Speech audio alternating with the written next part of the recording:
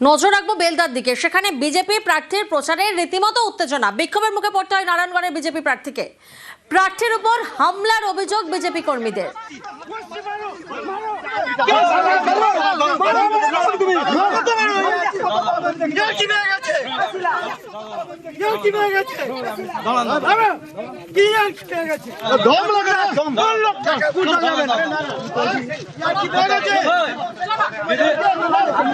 শঙ্কর প্রতিনিধি আমাদের সঙ্গে রয়েছেন। শঙ্কর, যে ছবি আমরা দেখছি, গ্রামবাসীদের একাংশের ক্ষোভের মুখে পড়েছেন রমাপ্রসাদ গিরি, কিন্তু কি কারণে এই ক্ষোভ?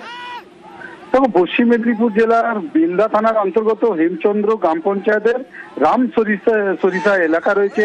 সেইখানে আজকে রামনবমীর সকাল সকাল তিনি প্রচারে বেরিয়েছিলেন বিজেপি প্রার্থী রমাপ্রসাদ গিরি।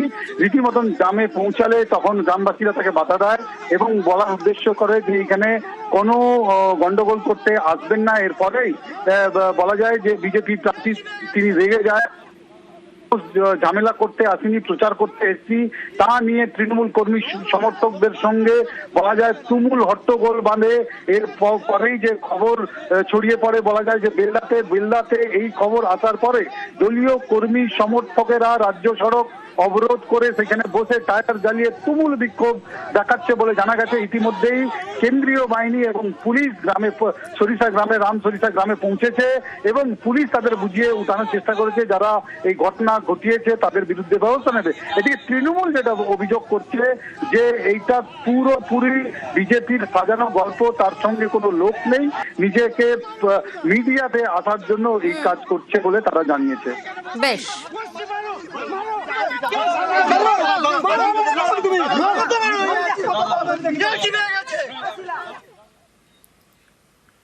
শাহের সফরে বিজেপির চার্জশিট, ভোটের বঙ্গে ফের শাহী সফর। 15 বছরের তৃণমূল জমানায় বাংলার হাল কি? রাতে কলকাতায় পৌঁছে আগামীকাল বিজেপির চার্জশিট। সুস্মিতা প্রতিনিধি আমাদের সঙ্গে রয়েছেন। সুস্মিতা, অমিত শাহের এই যে বঙ্গ সফর, সেই বঙ্গ সফরে মূলত কোন কোন বিষয়ে পর্যালোচনা হতে পারে এবং কেন আমরা বলছি চার্জশিট, তার ব্যাখ্যা কি হতে পারে? দেখো, পর্যালোচনার কিছু নেই। 294টি বিধানসভা কেন্দ্রে আলাদা করে বিজেপির যারা নেতৃত্ব রয়েছে 294 আসনের, তারা সেখানে ইন্ডিভিজুয়াল যে চার্জশিট, সেই চার্জশিট ইতিমধ্যে প্রকাশ করেছে এবং এই মুহূর্তে আগামীকাল শাহী সফর হতে চলেছে আবার বিধানসভা নির্বাচনের আগে ভোট ঘোষণার পর।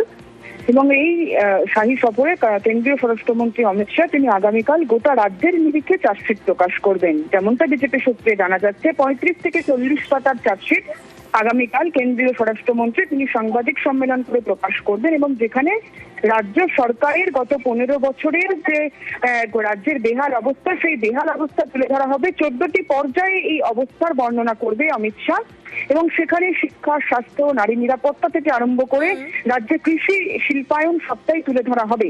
এবং শুধু গত 15 বছরে রাজ্য সরকারের বিরুদ্ধে তারা ক্ষোভ উগড়ে দেবেন এই চার্জশিটের মাধ্যমে, এমনটা নয়।